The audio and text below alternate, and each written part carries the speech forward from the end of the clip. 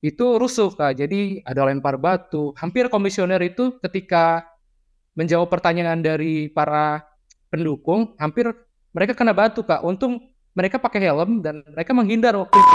Dan ada satu kecamatan yang menuju ke sana harus menggunakan speedboat. Jadi total waktu tempuh ke sana itu 2 jam dari darat dan 4 jam menggunakan speedboat, transportasi laut. Dia berkata, mana ketua gitu kan, mana ketua Waslu gitu. Nah, aku kaget karena ternyata dia bawa parang Kak di balik celananya. Dia mengancam lah tuh dengan parang ke PNS kita gitu. Yang saya rasakan sendiri terhadap stigma ASN merupakan atlet Zumba gitu. Itu tidak ada di Bawaslu karena untuk mengurus diri sendiri saja terkadang kita tidak sempat. Jadi saya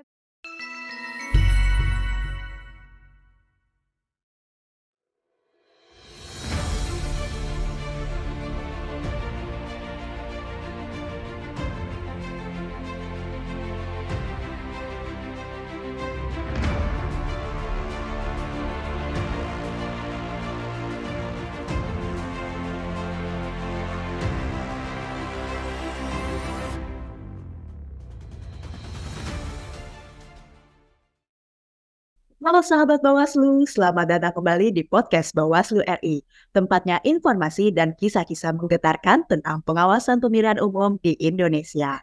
Gimana nih kabar sahabat sekalian? Semoga selalu sehat dan penuh semangat ya. Seperti biasa, saya hari ini tidak sendirian, telah hadir bersama kita narasumber yang akan berbagi cerita tentang perjuangan menjadi seorang PNS Bawaslu di wilayah pedalaman Indonesia. Tentunya mereka mengawal dan menjaga demokrasi bangsa kita. Langsung saja kita sapa dulu, tak kenal maka tak sayang. Di sini ada Kak Cynthia Desmara dari Bawaslu Kabupaten Pelalawan dan juga Kak Ginanjar Aji dari Bawaslu Kabupaten Muna. Mungkin kita sapa lebih dahulu ya Kak Cynthia. Halo Kak Cynthia, selamat siang. halo, selamat siang. Oke Kak Cynthia, boleh tahu nih asal mana dan penempatannya di mana? Kalau asal saya dari Kota Pekanbaru dan sekarang ditempatkan di Bawaslu Kabupaten Pelalawan. Oke. Nah, selanjutnya juga ada Kak Ginanjar Aji. Halo Kak Ginanjar Aji. Halo Kak Ayu. Aku manggilnya Kak Aji aja kali ya, biar nggak terlalu panjang. Kak Aji asal mana, penempatan mana nih Kak? Aku asalnya dari Bintaro Kak, Tangerang Selatan. Terus penempatan aku di Muna, Sulawesi Tenggara. Luar biasa. Oke, nah sebelum kita tanya-tanya lebih jauh gitu ya, tentu pasti sahabat Bawaslu penasaran nih. Kira-kira motivasi apa sih yang melatar belakangi baik Kak Cynthia dan juga Kak Aji untuk menjadi CPNS Bawaslu? Mungkin kita dahului Kak Cynthia, bolehkah cerita motivasi Kakak mendaftar sebagai CPNS Bawaslu ini apa sih? Untuk mendaftar CPNS sendiri sih itu lebih ke karena keharusan dan tuntutan saya sebagai anak pertama yang harus memiliki pekerjaan begitu ya. Jadi saya itu tamat kuliah pada tahun 2019, mencoba mencari pekerjaan di beberapa perusahaan sampai dengan tahun 2021, alhamdulillah tidak keterima. Mungkin emang karena rezeki saya di sini. Kebetulan juga pada masa itu kita lagi menghadapi pandemi COVID-19 kan ya. Jadi beberapa perusahaan malah mengurangi karyawan. Dan pada tahun 2021 dibukalah lowongan CPNS dan saya emang tertarik untuk mencoba kementerian atau lembaga pusat. Jadi ada 3 kementerian yang saya pilih, kementerian atau lembaga pusat yang saya pilih. Dari 3 ini saya diskusi dengan keluarga dan keluarga saya ngasih masukan untuk memilih Bawaslu karena selain kesempatan di Bawaslu juga cukup besar dan beberapa anggota keluarga juga pernah memiliki pengalaman sebagai pengawas TPS dan juga saksi peserta pemilu. Begitu Kak Ayu. Oke, berarti memang panggilan hati juga dan memang sebelumnya sudah ada background dari keluarga ya Kak ya terkait lembaga Bawaslu ini. Luar biasa. Selanjutnya Kak Aji, boleh diceritakan Kak motivasi Kak Aji mendaftar sebagai CPNS Bawaslu? Oke, suara saya kedengeran ya Kak Ayu ya. Kedengaran Kak. Selamat siang Kak Ayu, selamat siang Kak Cynthia juga. Pertama-tama aku pengen ucapin terima kasih nih ke Kak Mas Ayu. Udah diberi kesempatan satu forum bareng Kak Ayu, bareng Kak Cynthia juga. Salah satu motivasi aku itu juga sih, karena aku melihat bahwa Bawaslu juga menjadi salah satu wilayah gitu bagi kita lulusan ilmu politik dalam bekerja gitu. Jadi pada saat pengumuman CPNS kemarin, aku pilih Bawaslu itu ya karena balik lagi latar belakang pendidikan aku di politik gitu. Nah, secara praktik aku pengen juga mendalami lebih dalam bagaimana praktik politik yang ada di penyelenggara pemilu gitu. Terus juga mungkin selain itu juga motivasi lain juga karena orang-orang terdekat sih, karena keluarga juga ngasih penguatan juga untuk aku bahwa ini memang wilayah kamu gitu, ini memang langkah yang kamu harus ambil gitu. Jadi ya itu mungkin motivasinya Kak. Nah, tadi kan Kak Aji juga sampaikan ya bahwasanya memang karena background dari pendidikan yang sesuai dengan kebutuhan CPNS Bawaslu saat itu, kira-kira selain daripada background pendidikannya itu ilmu politik, ada nggak sih minat khusus atau keahlian yang Kak Aji miliki gitu ya, sehingga akhirnya wah pantes nih saya untuk menjadi bagian dari Bawaslu gitu. Ada nggak Kak minat atau keahlian khusus untuk Kak Aji? Silahkan. Oke. Kalau keahlian khusus, kalau minat sih mungkin saya dulu pengen jadi ini Kak. Kalau Kak Mas saya tahu detektif Conan dulu. Jadi kan dia meneliti sebuah kasus ya, dia nyamar jadi orang lain, lalu dia mengawasi sebuah peristiwa, lalu dia mencatat dengan detail gitu. Nah saya jujur dari kecil pengen jadi itu gitu, tapi ya nggak kesampaian jadi intel, ya nggak kesampaian jadi detektif, tapi masih ada kaitannya lah dengan pengawasan yang ada di Bawaslu gitu. Kalau minat sebenarnya, karena dari dulu aku di kampus sendiri memang aku juga pernah ikut partisipasi juga jadi pengawas di pemilihan kampus waktu itu. Terus juga dari latar belakang studi juga aku secara langsung membahas terkait pilkada yang ada di Papua waktu itu studi kasus aku. Nah, itu dari situ juga berkaitan, maksudnya dari sisi lingkungan kampus juga aku secara tidak langsung aku sudah belajar mengenai praktik penyelenggaraan pemilu gitu. Selain itu juga di 2020 kemarin pilkada, kebetulan ada temanku itu orang tuanya waktu itu mendaftar sebagai kepala daerah waktu itu, dan aku ikut membantu ketika itu, dan aku sedikit banyak tahu ternyata praktik di lapangan politik itu seperti ini gitu. Ternyata tidak selamanya yang kita ilmu yang kita dapatkan di kampus ternyata tidak selamanya sama dengan praktik politik yang ada di Indonesia gitu. Jadi berangkat dari itu gitu, berangkat dari pengalaman aku juga, berangkat dari minat aku juga, hingga akhirnya aku memilih Bawaslu sebagai instansi yang aku pilih di CPNS kemarin gitu Kak. Oke, nah selain memang background pendidikan juga baik Kak Cynthia dan Kak Aji ini sudah memumpuni gitu ya, sudah berpengalaman di dunia kepemiluan sehingga akhirnya mencoba mencari peruntungan gitu ya dengan mendaftar sebagai CPNS di Bawaslu. Nah, kalau Kak Cynthia sendiri nih, kira-kira Kak Cynthia punya keahlian atau minat khusus atau sebagainya sehingga semakin membulatkan tekad Kak Cynthia untuk menjadi PNS Bawaslu. Gimana Kak Cynthia? Kalau dari latar belakang pendidikan sendiri, saya tepat dari ilmu hukum ya, jadi tidak terlalu banyak tahu tentang ilmu politik sendiri. Kalau minat sih lebih ke karena saya orang yang suka berinteraksi dengan orang lain, suka bekerja sama dan suka menganalisis. Jadi saya merasa Bawaslu itu tempat yang bagus untuk mengembangkan diri. Dan bukan cuma saya juga berharap Bawaslu, khususnya Bawaslu Pelalawan, bisa berkembang dengan adanya saya. Jadi setelah setahun saya kerja, saya merasa minat saya ini semua dapat tersalurkan karena sebagai pengawas kita berinteraksi, bekerja sama dan menganalisis itu pada saat pengawasi dibutuhkan dan dilakukan secara bertaut dan tidak terpisah-pisah. Gitu kan Mas Ayu. Sepakat banget sama Kak Cynthia, memang menjadi bagian dari pengawas di lapangan itu juga membutuhkan skill untuk komunikasi gitu ya kepada masyarakat sekitar dan sebagainya. Nah, mau tanya juga nih ke Kak Cynthia masih ya, apa sih yang membuat bekerja di Bawaslu itu unik menurut Kak Cynthia? Yang membedakan Bawaslu dengan lembaga lainnya gitu ya, pengalaman unik atau hal-hal yang unik yang menurut Kak Cynthia sendiri? Menurut saya, Bawaslu dalam hal pengawasan itu memiliki fungsi yang sangat penting terkait dalam kewenangannya sebagai lembaga yang dipercaya. untuk menentukan dan mengambil sikap dalam hal terkait hasil temuan dari jajaran pengawas ataupun dari laporan dugaan pelanggaran yang disampaikan oleh masyarakat. Nah, di samping bertugas mengawasi, pengawas juga harus bisa melakukan berbagai inovasi terkait dengan teknis pengawasan. Begitu juga dalam hal meningkatkan partisipasi masyarakat, seperti pemilih pemula, tokoh agama, tokoh masyarakat, tokoh pemuda, dan tokoh-tokoh lainnya yang sangat kita harapkan karena dengan kuantitas personil pengawas yang terbatas, itu kita tidak akan dapat mengawasi jalannya seluruh tahapan, baik itu tahapan pemilu ataupun pemilihan nantinya. Oke, luar biasa. Kalau menurut pandangan Kak Aji sendiri gimana? Yang membuat Bawaslu itu menjadi unik daripada lembaga lainnya mungkin?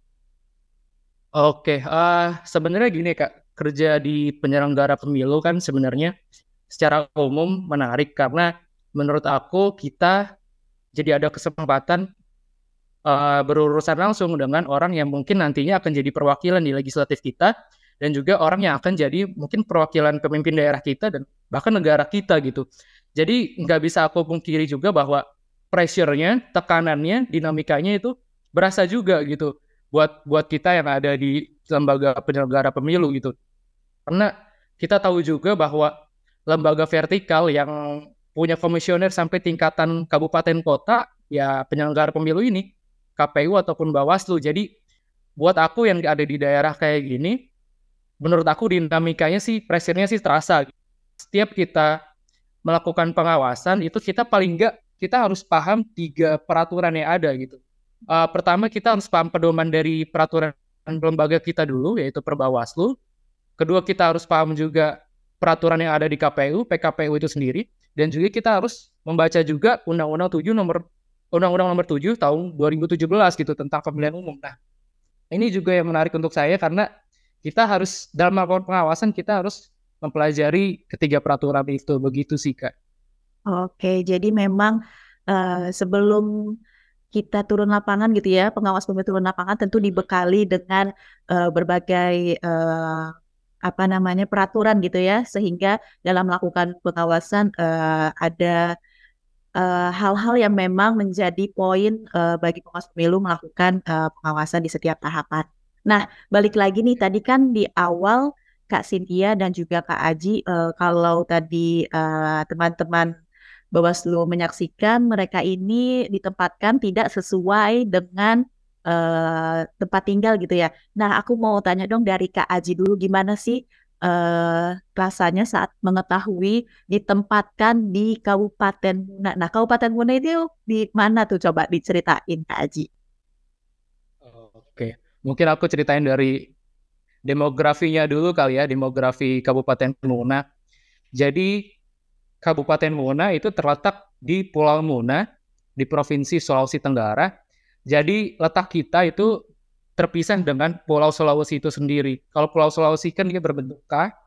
Nah, kita ada di sebelah tenggaranya, di sebelah Pulau Buton. Kalau Kak Mas Ayu tahu, ada Pulau Buton, ada Wakatobi. Nah, itu kita ada di sebelahnya Pulau Buton. Untuk dari transport tersendiri, kalau dari Kendari, dari ibu kota provinsi, kita harus naik kapal nih Kak. Kita harus naik kapal sekitar mungkin kurang lebih 4, ada yang 4 jam, kurang lebih ada yang 4 jam, ada lagi yang kurang lebih 7 jam kapal dari Kendari ke Muna gitu. Itu apa namanya dari sisi demografinya. Nah, kembali lagi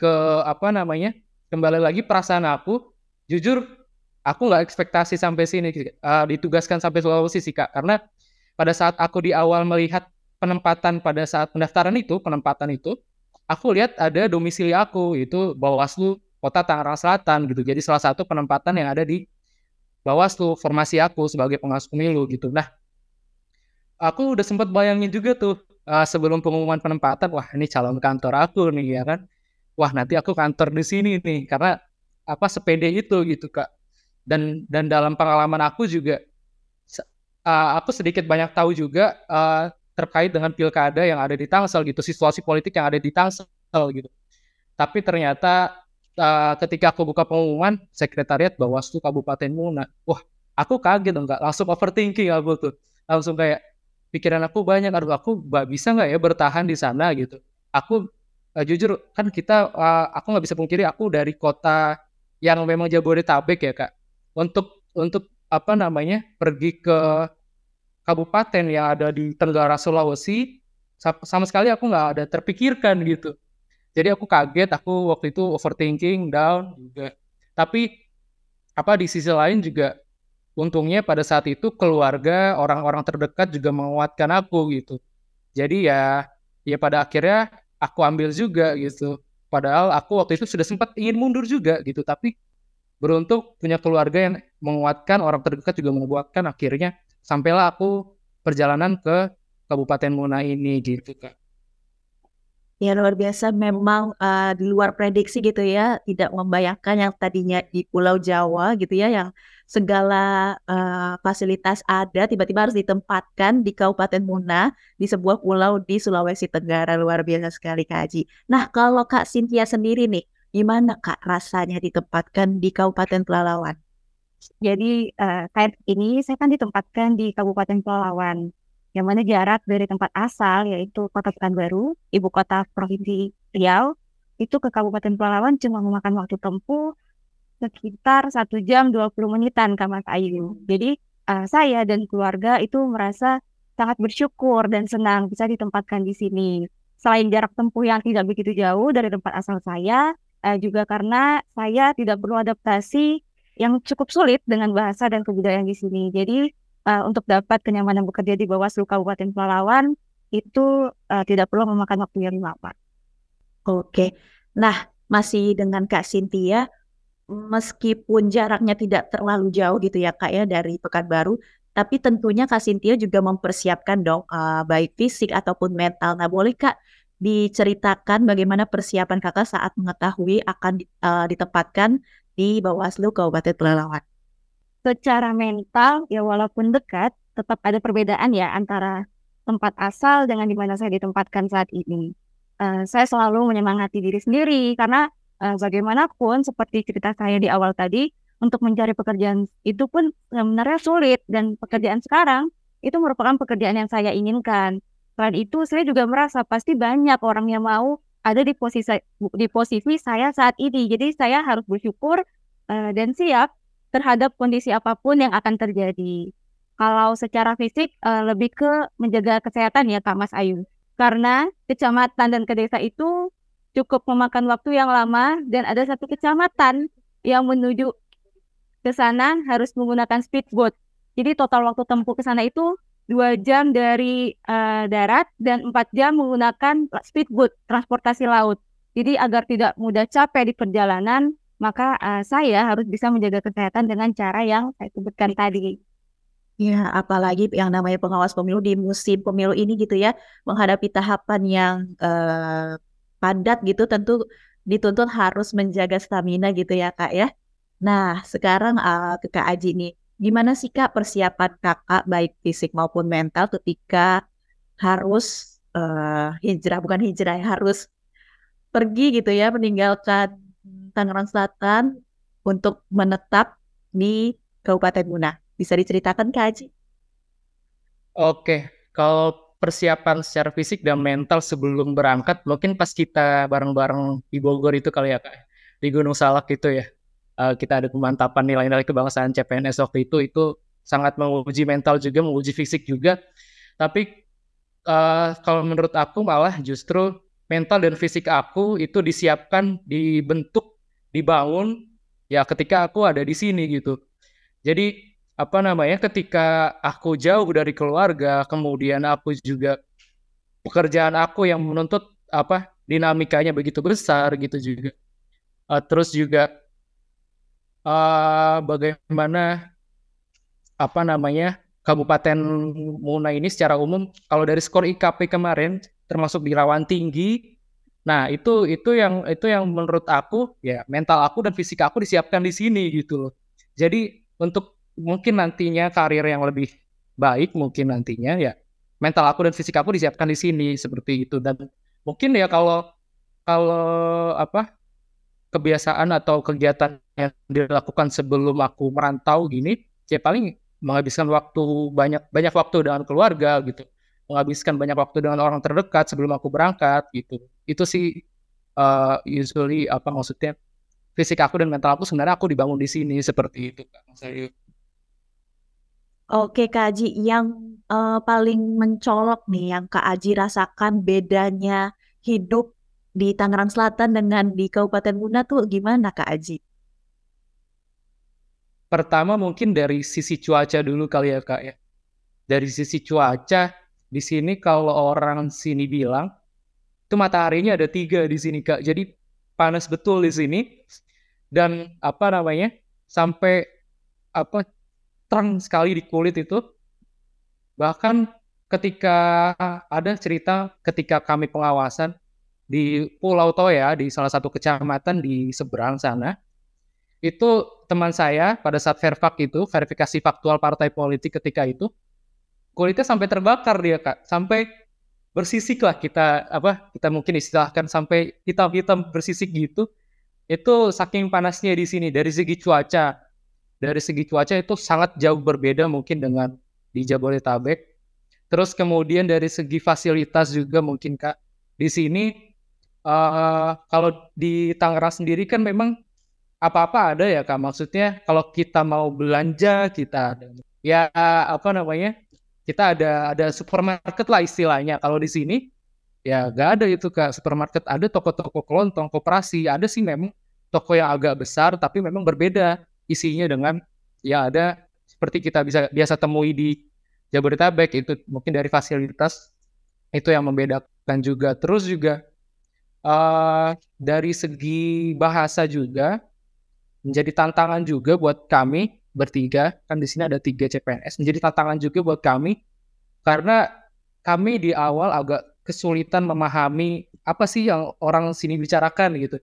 Karena nadanya begitu cepat gitu. Terkadang kami harus menanyakan kembali, gimana Pak gitu. Apa Pak tadi Pak gitu. Jadi kesulitan-kesulitan itu, perbedaan itu yang kemudian jadi yang kita temui lah perbedaan dari tempat kita tinggal sana, di domisili sana, dan tempat kita bertugas di sini. Seperti itu sih, Kak.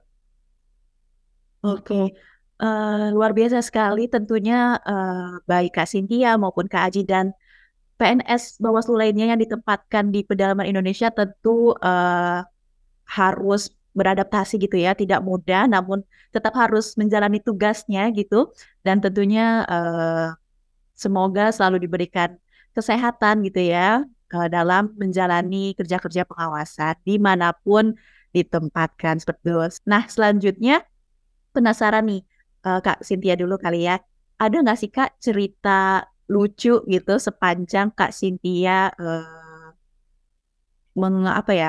menjalani peran gitu sebagai pengawas pemilu di Kabupaten Pelalawan. Boleh Kak diceritakan tahapan-tahapan yang kiranya menurut Kakak lucu nih untuk dibagikan ceritanya?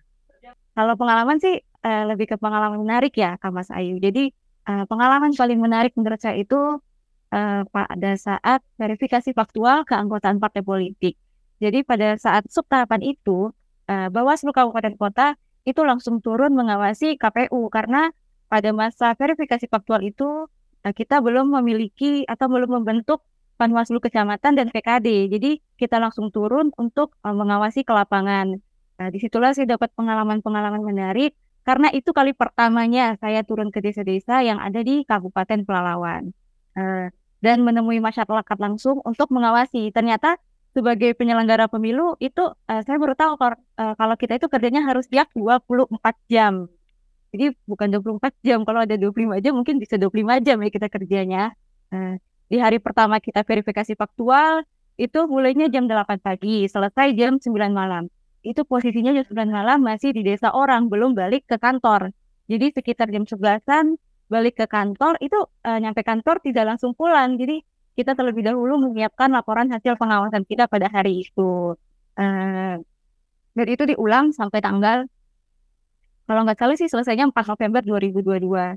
Jadi kita masuk keluar desa dengan pemandangan kebun sawit di sekelilingnya, terus melewati jalan yang naik turun. Jadi beberapa jalan di sini masih sulit ya aksesnya. Jadi jalannya tuh kayak dari tanah liat. Jadi ditimpa batu kerikil gitu. Jadi kebetulan pada saat itu pernah satu hari kita melewati jalan itu harinya hujan. Jadi memang harus hati-hati sekali untuk melewati jalan itu. Jadi kalau tidak hati-hati itu walaupun kita pakai mobil itu bisa tergelincir ataupun jatuh. Yang kedua itu menarik karena ternyata kalau di desa-desa itu masyarakatnya masih saling mengenal satu sama lainnya. Jadi pekerjaan kita cukup terbantu oleh masyarakat desa. Jadi tahapan verifikasi faktual keanggotaan partai politik merupakan masa paling menarik karena baik itu ketua, anggota, baik staf Bawaslu Kabupaten Pelalawan itu turun bersama mengawasi tanpa ada perbedaan sedikit pun di antara kita, Kak. Oke, menarik sekali nih dengar cerita kerja-kerja pengawasan di Kabupaten Pelalawan bersama Kak Cynthia. Nah, boleh dong sekarang Kak Aji ceritakan menurut Kak Aji sendiri pengalaman menarik sepanjang melakukan kerja-kerja pengawasan di Kabupaten Muna itu gimana, Kak? Oke, mungkin aku mau cerita dulu kali ya dari awal aku penempatan di sini. Jadi seperti yang udah aku bilang tadi, mungkin aku tambahkan juga, Kabupaten Muna kalau dari kota Kendari, dari ibu kota provinsi, kita harus menaiki kapal itu ada yang 4 jam, ada yang 7 jam. Nah, ketika kita baru saja penempatan di Kabupaten Muna, kita bertiga, pada saat itu pakai kapal pagi namanya, kapal cepat, kapal pagi. Dan ketika itu, entah kenapa, kita naik kapal berbarengan dengan hari ulang tahun Sultra yang ada di Bau-Bau. Kebetulan kapal kita satu rute lah istilahnya. Nah, itu ternyata penuh sekali Kak waktu itu. Kapalnya penuh sekali, bahkan over capacity waktu itu. Kita sampai naik ke atasnya kapal gitu. Nanti mungkin aku kirim videonya nanti. Kita sampai naik ke atas kapal dan karena di bawah kita sudah nggak bisa nafas tuh kan, itu udah habis berjubel, orang-orang duduk di bawah, duduk di tempat duduk gitu. Sampai kita naik ke atas dan akhirnya kita dapat udara segar dan tapi di situ sudah lautan orang gitu, banyak sekali orang yang ada di situ gitu. Nah itu yang menarik, bahkan sudah ada ketika kita pertama kali menuju Muna gitu. Terus kemudian juga begitu kita datang ya kita disambut dengan matahari yang tadi sudah saya ceritakan juga gitu. Terus untuk geografi sendiri Kabupaten Muna kan dia ada 22 kecamatan yang ada di Kabupaten Muna. Jadi 16 kecamatannya itu ada di satu pulau yang sama, pulau dengan ibu kota kabupaten yaitu di Raha. Nah, sisa 6 kecamatan lagi itu ada di pulau yang berbeda gitu. Pulau yang berbeda 5 kecamatan ada di Pulau Buton, 1 kecamatan ada di Pulau Toya, namanya Kecamatan Toya masuknya. Nah, itu yang menjadi menarik buat kami karena ketika kami melakukan pengawasan pada saat itu tahapan verifikasi faktual ya partai politik. Ketika kita melakukan pengawasan, kita dituntut harus harus fit secara fisik gitu. Seperti yang udah saya ceritakan tadi, teman saya ada yang sampai terbakar kulitnya gitu. Terus juga selain itu juga ketika kita terjun ke kecamatan, kita juga harus kita harus pantau dulu lautnya bagaimana sih ombaknya nih gitu. Jadi kalau ombaknya lagi besar, cenderung kita untuk mundurkan hari pengawasan. Terus juga di satu kecamatan, di Kecamatan Toya, itu dia hanya mungkin kakak pernah dengar ada namanya suku Bajau, jadi dia rumahnya itu ada di tengah laut, rumah kayu, dia ditanam di tengah laut, di pasir-pasir gitu. Nah, ketika kami melakukan pengawasan, itu kami hanya melangkah di satu bagian, jadi ada kayu yang dijadikan jembatan gitu. Nah, itu kalau kita jatuh, ya kita jatuhnya ke air laut gitu. Itu menarik sih untuk saya karena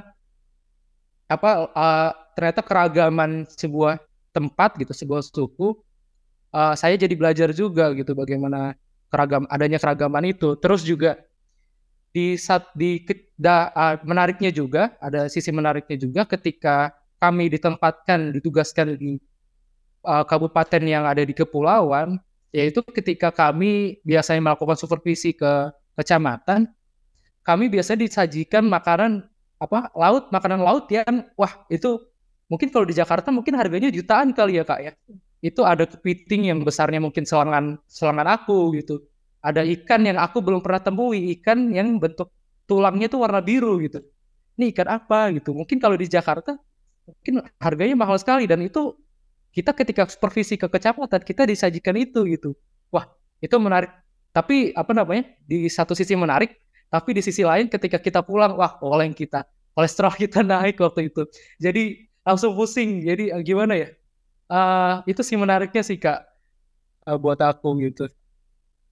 Luar biasa sekali. Memang berarti ada hikmahnya juga gitu ya Kak Aji ya, ketika ditempatkan di Kabupaten Muna seperti yang tadi Kak Aji ceritakan. Nah, berbicara soal tadi cerita yang menarik, tentunya juga ada dong pasti cerita-cerita yang menyeramkan gitu ya. Kira-kira mungkin dari Kak Cynthia dulu nih, sepanjang tahapan berjalan ada nggak sih Kak cerita yang kiranya menurut Kak Cynthia itu cukup menantang, atau mungkin sepanjang Kak Cynthia melakukan kerja-kerja pengawasan pernah nggak sih merasakan intimidasi dari masyarakat ataupun sebagainya? Mungkin ada cerita-cerita horor gitu Kak sepanjang menjalani tugas-tugas pengawasan? Sejauh ini kalau secara mistis sih saya nggak pernah merasakan ya kalau secara mistis. Kalau tertantang tentu ada beberapa yang intimidasi, bukan intimidasi sih. Maaf ya Kak Mas Ayu. Jadi kalau secara mistis saya nggak pernah merasakannya. Lebih ke bukan intimidasi, lebih ke ternyata ada tahapan yang tidak semua stakeholder itu mendukung gitu. Jadi ada tahapan coklit. Jadi pada masa coklit itu ada warga yang sudah ditempel stiker tetapi dianya belum dicoklit gitu. Terus kami dapat aduan dari PKD melalui Panwascam bahwa warga yang ditempel stiker tadi tetapi tidak dicoklit ternyata itu diakibatkan oleh penghulu desa atau kepala desa yang tidak memperkenankan pantarli dari daerah lain masuk. Jadi warga ini merupakan secara de jure merupakan warga A, desa A. Tetapi jadi secara de jure warga ini merupakan warga desa A, tetapi secara de facto warga tersebut merupakan warga desa B. Desa A dan desa B itu udah beda kabupaten. Jadi antar kabupaten itu dibedakan dari jalan aja. Jadi seberang di sini itu Kabupaten Siak dan di seberang sini itu Kabupaten Pelalawan. Jadi itu merupakan tantangan dari kami karena kepala desa sebagai stakeholder pemerintahan seharusnya menyemangati atau membantu adanya tahapan-tahapan. Ini malah seperti menghambat pekerjaan kita untuk melakukan tahapan-tahapan pemilu. Jadi di situ saya merasa ternyata tidak semua stakeholder pemerintahan mengerti terhadap pekerjaan ini. Tetapi emang bukan sepenuhnya salah kepala desa tersebut, tetapi juga salahnya warga tersebut karena tidak tertib administrasi. Dan kalau lebih keserem juga nggak pernah, jadi lebih ketakut dengan integritas saya sebagai pengawas pemilu itu tercoreng. Jadi setiap tahapan itu dihantui untuk selalu menjaga integritas, apalagi kita sebagai ASN. Kita bukan hanya harus mematuhi kode etik penyelenggara pemilihan umum, tetapi juga harus mematuhi kode etik ASN. Dan itu dua-duanya harus kita selalu patuhi. Jadi itu yang lebih serem ya Kak Mas Ayu. Oke, nah kalau tadi kan cerita dari Kak Cynthia nih, boleh Kak Aji berbagi kisahnya juga? Tadi kan sudah diceritakan kisah menariknya. Nah kalau kisah yang penuh tantangannya gitu ya, atau kisah mungkin ada yang seremnya gitu ya, mungkin bisa diceritakan Kak Aji sepanjang kerja-kerja pengawasan di Kabupaten Muna. Secara umum kalau seramnya itu mungkin aku awali dari skor IKP di sini yang memang kita termasuk dari rawan tinggi gitu Kak. Jadi memang sudah sejarahnya dari pilkada, terutama pilkada ya Kak. Kalau pemilu memang orang sekitar sini akui memang nggak terlalu panas, tapi kalau pilkada, kalau sudah masuk pilkada, itu rawan di sini, zona merah lah di sini. Nah kalau 2020 ini ada yang lebih menarik juga ternyata. Kasusnya ada mungkin teman-teman bisa searching juga di YouTube, ada demo di depan kantor Bawaslu Muna itu rusuh Kak. Jadi ada lempar batu. Hampir komisioner itu ketika menjawab pertanyaan dari para pendukung, hampir mereka kena batu Kak. Untung mereka pakai helm dan mereka menghindar waktu itu. Hampir kena batu komisioner. Sampai pada waktu itu ada juga batu-batu yang masuk ke dalam kantor gitu. Terus juga ada juga waktu itu, nah ini yang menarik buat saya karena ada kasus kepala sekolah, dia diduga mendukung salah satu pasangan calon sampai dia diculik, dalam artian ada penculikan lah di situ. Kepala sekolah itu diculik oleh pendukung calon lain untuk dibawa ke Bawaslu keesokan harinya gitu. Ini kan untuk kami yang para perantau, tiga PNS Bawaslu yang ada di sini, kami harus kami belajar betul gitu bagaimana kondisi panasnya di sini di Muna ini. Terus juga mungkin ada lagi, aku boleh cerita lagi kemarin juga di tahapan pemilu 2024 ini ada dua kejadian sebenarnya, ada dua peristiwa. Yang pertama, pada saat itu sedang ada tahapan Panwas Kecamatan pada saat itu. Nah, tiba-tiba waktu itu kan selesai tahapan tes CAT ya Kak waktu itu. Jadi tiba-tiba ada orang yang bertato, rambutnya putih, pirang, tiba-tiba dia datang ke kantor. Dia berkata, mana ketua gitu kan, mana ketua Bawaslu gitu. Nah, aku kaget karena ternyata dia bawa parang Kak di balik celananya, besar sekali parang di balik celananya gitu. Nah, usut punya usut, ternyata dia merasa ada keluarganya yang ikut Panwascam tapi tidak lolos gitu. Nah, sampai dia melakukan itu ke kantor, dia datang ke kantor dengan membawa parang di balik celananya gitu. Tapi alhamdulillah pada saat itu ketua dan Kasek waktu itu dan juga ada beberapa staf berhasil diskusi bahwa tes CAT itu itu adalah nilai murni gitu loh. Nggak bisa kita mengintervensi gitu. Itu yang menarik. Terus juga ada juga kejadian juga itu dialami oleh teman saya sih sebagai korban juga. Sama-sama PNS Bawaslu Mas Fadil. Itu ketika itu selagi pulang dari pengawasan DPRD di KPU, itu pada waktu itu waktu maghrib kan Mas Fadil dan ada satu lagi staf menyempatkan untuk datang ke kantor dulu untuk membuat form A hasil pengawasan. Nah, entah kenapa sampai maghrib, akhirnya mereka berdua sholat dulu lah di masjid. Karena sudah maghrib, mereka sholat. Selesai sholat, mereka balik ke kantor. Dan kan kebetulan kita habis pasang spanduk posko ya Kak, posko pengaduan masyarakat tentang DPRD itu. Nah, ceritanya teman saya itu mau buat laporan ke pimpinan bahwa spanduk sudah dipasang loh PIM gitu. Difoto lah, mereka berfoto. Nah, tiba-tiba dari dalam kantor sudah ada orang yang membawa parang. Dia mengancam lah tuh dengan parang ke PNS kita gitu, Mas Fadil. Kaburlah Mas Fadil ini ke dalam masjid sama rekan satu staf. Akhirnya berhasil kabur ke dalam masjid. Sudah digini hampir dihunuskan. Tapi waktu itu ternyata sudah sadar duluan kan teman kita. Akhirnya bareng-bareng mereka kabur ke masjid dan mendapat pertolongan warga gitu. Alhamdulillah nggak ada korban pada saat itu. Tapi yang jelas ternyata usut punya usut. Spanduk yang kita pasang di posko pengaduan itu menutupi spanduk yang telah dia pasang. Jadi dia memasang spanduk iklan mobil. Nah dia nggak terima lah. Dia nggak terima bahwa padahal itu kita pasang di depan kantor, persis di depan kantor kita pasang. Dia nggak terima, dia rusak spanduk kita pada saat itu. Sudah dia melakukan pengancaman di kantor gitu. Tapi alhamdulillah waktu itu nggak ada korban dan waktu itu terakhir kemarin kasusnya mediasi Kak diselesaikan secara kekeluargaan. Sebenarnya ada banyak sih Kak kasus bukan kasus sih mungkin hal-hal peristiwa yang membuktikan panasnya kita sebagai PNS yang dari pusat, dari Bawaslu, dari Jawa, terlebih kita seorang perantau, banyak yang kita pelajari di sini, banyak situasi politik yang ternyata, di sini lumayan panas ya, benar ya kata orang-orang ketika pilkada, di sini ternyata panas gitu, dan terbukti skor IKP kita memang masuk di rawan tinggi, gitu sih Kak.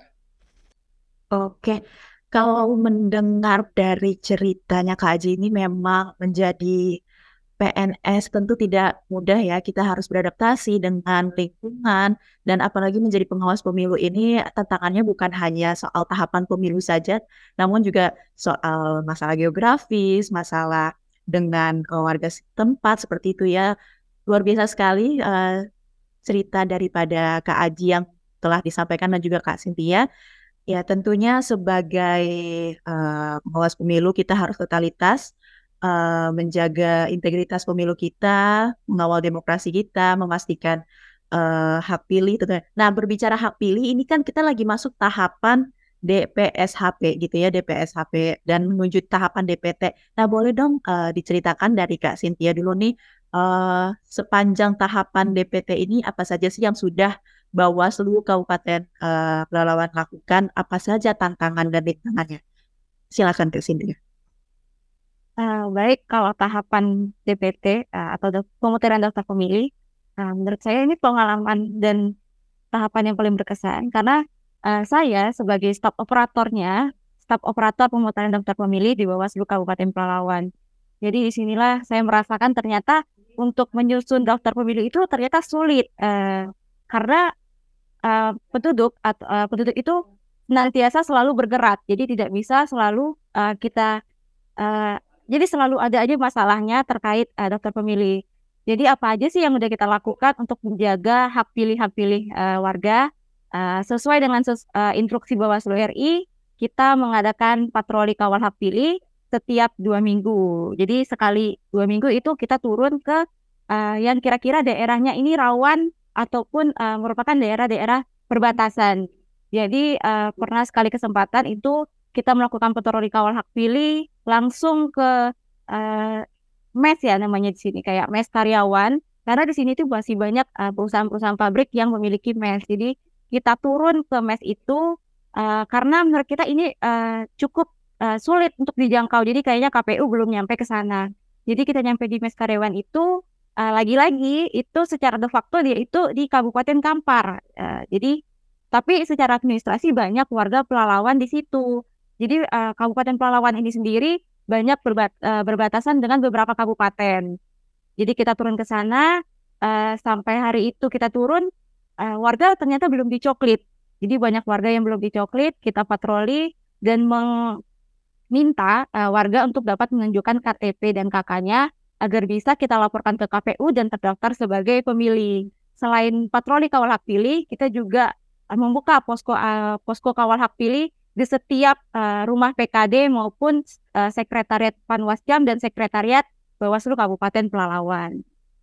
Ternyata banyak tantangan dan sulit untuk memutakhirkan daftar pemilih itu. Jadi biar lebih akurat gitu, tentu KPU membutuhkan peran-peran Bawaslu dan juga masyarakat sendiri untuk lebih aktif terkait dengan hak pilihnya mereka.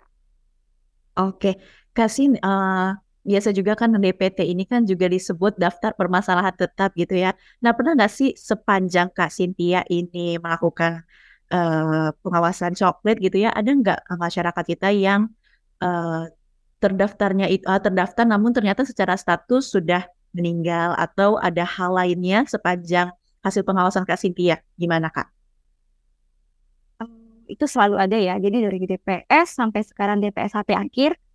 Dan kebetulan sekarang tanggal 1 Juni ya, lagi masa rekapitulasi DPSHP akhir di tingkat PPS. Jadi pertama kali saya mau ngucapin terima kasih dulu kepada PKD dan Panwaslu Kecamatan di seluruh Indonesia, khususnya Kabupaten Pelalawan, telah mengawasi tahapan ini dengan baik dan selalu sabar ketika saya meminta data-data tanpa kenal waktu. Jadi kita itu punya alat kerja ya dari RI. Jadi alat kerja Bawaslu Kabupaten, alat kerja Panwasjam, dan alat kerja PKT itu berbeda-beda, Kak.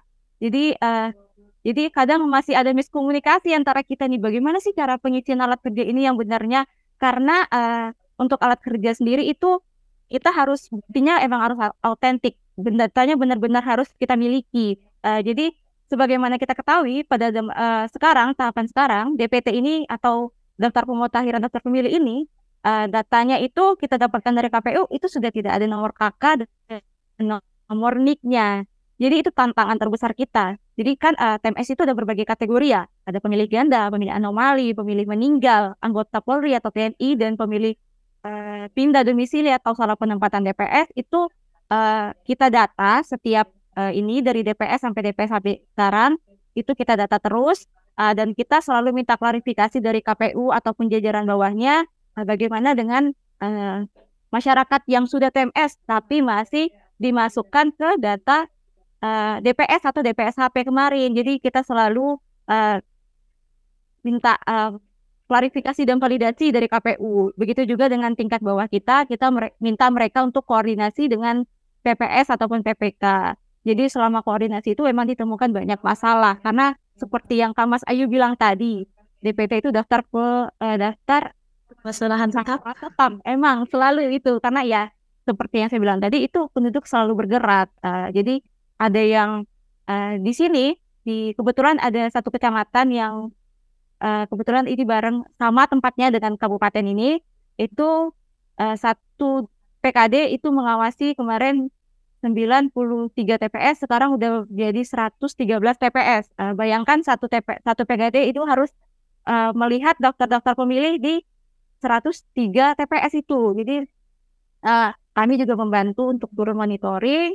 Akhirnya terdapatlah banyak masalah. Jadi di satu desa itu ada warga yang banyak, bukan satu ya. Jadi banyak warga yang terdaftar di luar negeri. Jadi di sini tuh ada perusahaan namanya RAPP. Jadi di situ cukup banyak pendatang ya Kak ya. Jadi disitulah terjadi permasalahan-permasalahan. Jadi banyak warga yang selalu bergerak, selalu pindah-pindah. Di situ tantangan terbesar untuk kita menyusun daftar pemilih membantu KPU. Apalagi saya kali pertama saya itu memegang tahapan ini dan itu kan baru pertama kali ya. Jadi saya dapat pengalaman menarik dan berharga sekali di tahapan ini. Oke, terima kasih Kak Cynthia. Nah, selanjutnya boleh kita dengar pengalaman coklit nih dari Kak Aji di Bawaslu Kabupaten Muna sendiri. Apa saja sih Kak yang sudah dilakukan dalam mengawal hak pilih di seluruh negeri nih Kak? Boleh Kak diceritakan?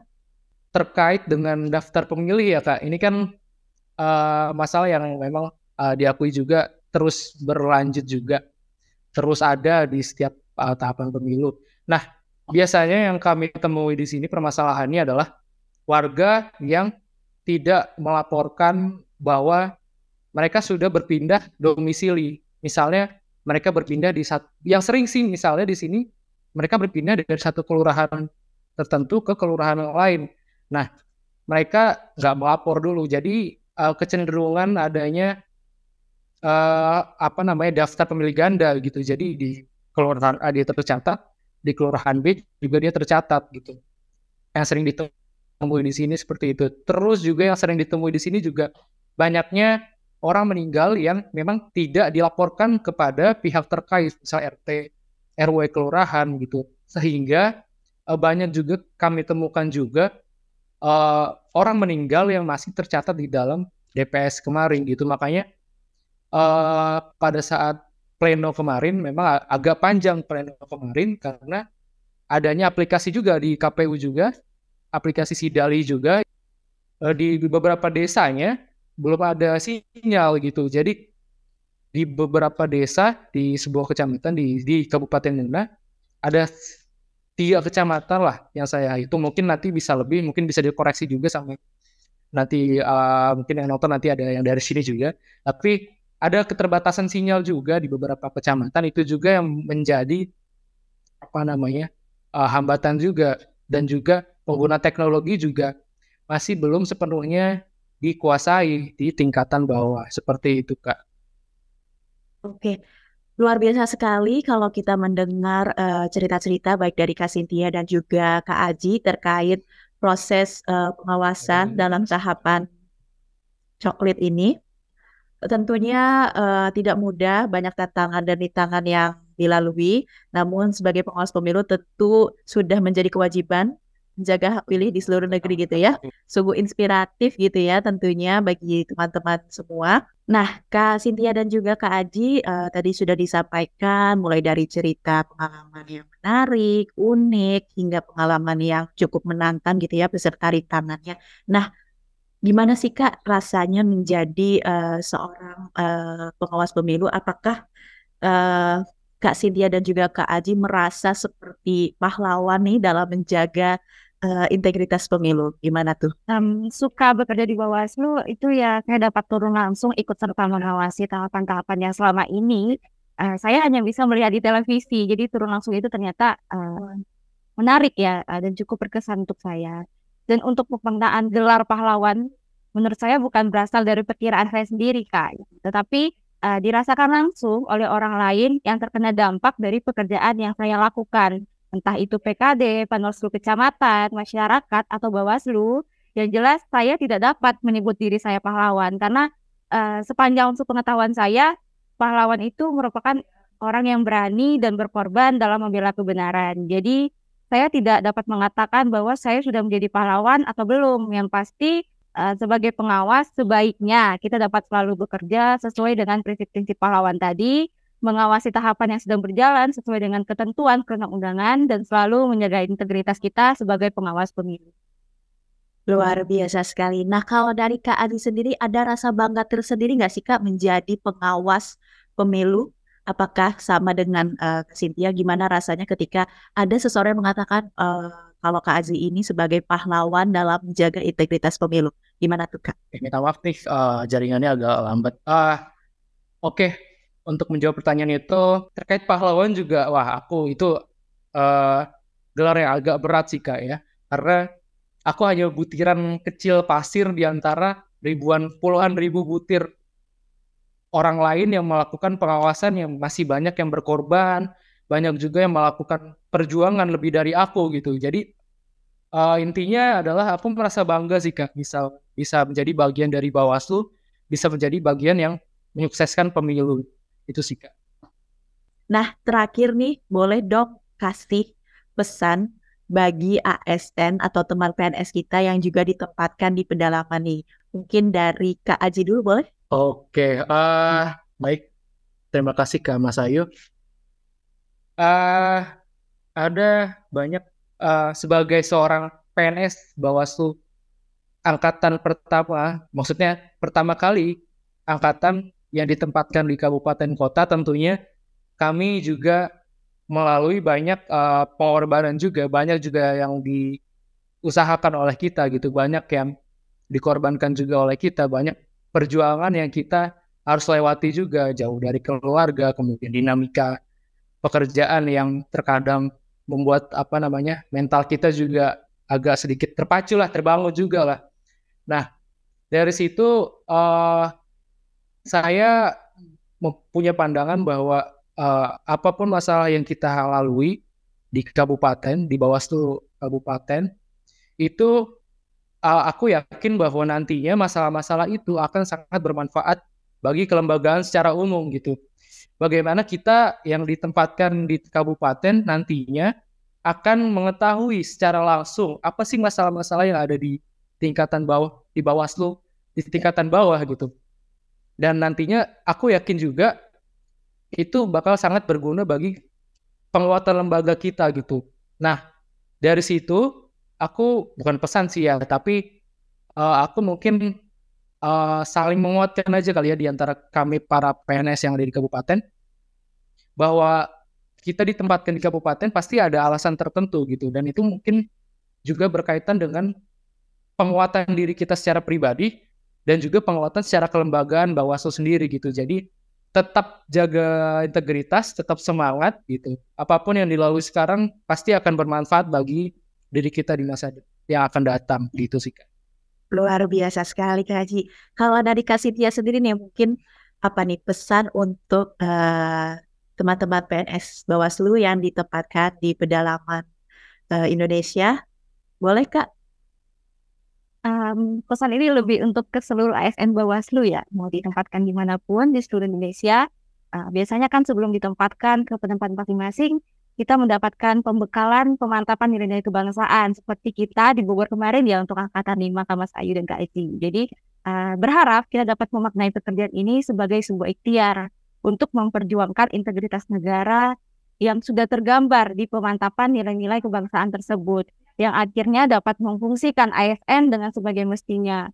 Karena sama-sama kita ketahui, belakangan ini stigma masyarakat terhadap ASN sangat buruk dan menjadi topik hangat perbincangan ya. Sedangkan yang saya rasakan sendiri terhadap stigma ASN merupakan atlet Zumba gitu. Itu tidak ada di Bawaslu karena untuk mengurus diri sendiri saja terkadang kita tidak sempat. Jadi saya berharap ASN Bawaslu dapat selalu menjaga integritas kita. Dan satu lagi pesan yang selalu saya ingat dari coach dan mentor saat asar, ASN harus kerja keras, kerja tuntas, dan kerja ikhlas. Jadi tetap semangat walaupun kerjanya tidak kenal waktu dan tidak kenal tempat. Boleh mengeluh, tapi jangan putus asa dan lakukan yang terbaik, maka insya Allah yang terbaik juga akan menghampiri kita. Luar biasa sekali, saya juga ikut membara gitu ya semangatnya dengar pesan dari Kak Cynthia. Tentunya cerita-cerita hari ini dari Kak Cynthia dan juga Kak Aji sangat inspiratif. Semoga dimanapun teman-teman ASN Bawaslu ditempatkan, terus semangat gitu ya mengawal demokrasi, tetap menjaga integritas. Nah, nggak terasa deh kita udah hampir 1 jam mungkin ya ngobrol-ngobrol, bincang-bincang pengawasan. Saya mau mengucapkan terima kasih ke Kak Cynthia dan juga Kak Aji yang sudah meluangkan waktunya untuk mengisi podcast Bawaslu. Tentunya kisah dari cerita Kak Cynthia dan juga Kak Aji akan menjadi semangat gitu ya, semangat yang membara bagi teman-teman ASN Bawaslu dimanapun berada. Bersama rakyat awasi pemilu, Bersama Bawaslu tegakkan keadilan pemilu. Terima kasih kepada sahabat Bawaslu yang setia menonton podcast Bawaslu RI. Sampai bertemu kembali di episode yang akan datang tentunya dengan kisah inspiratif lainnya. Salam awas.